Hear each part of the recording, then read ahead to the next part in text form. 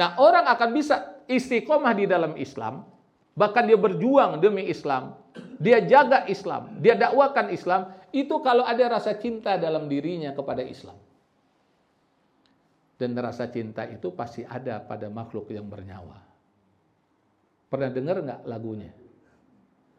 Rasa cinta pasti ada pada makhluk yang bernyawa, takkan hilang selamanya hingga datang akhir masa. Renungkanlah.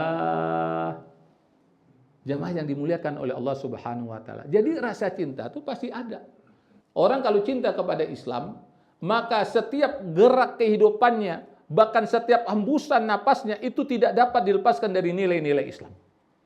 Mulai dari bangun tidur sampai dia tidur lagi, itu berinteraksi dengan nilai-nilai Islam. Makanya ketika orang berinteraksi dengan nilai-nilai Islam, dia akan mendapatkan keutamaan yang besar dari sisi Allah Subhanahu wa taala.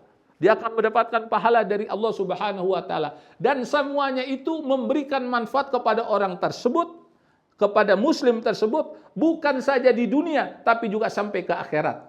Bahkan sebelum sampai ke akhirat, di alam kubur pun juga bermanfaat. Ketika orang masuk ke alam barzah, dimasukkan ke liang lahat, didatangi oleh malaikat Munkar dan Nakir. Man rabbuka? Man nabiyuka? Ma dinuka?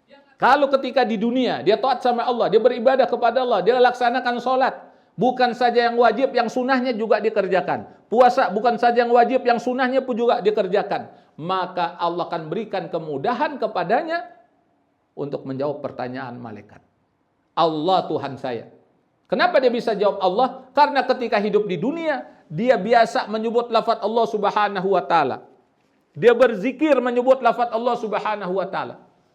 Begitu pula ketika orang di dunia ini, dia cinta kepada Rasulullah SAW. Dia berselawat kepada Rasulullah SAW. Dia hidupkan sunnah Rasulullah SAW.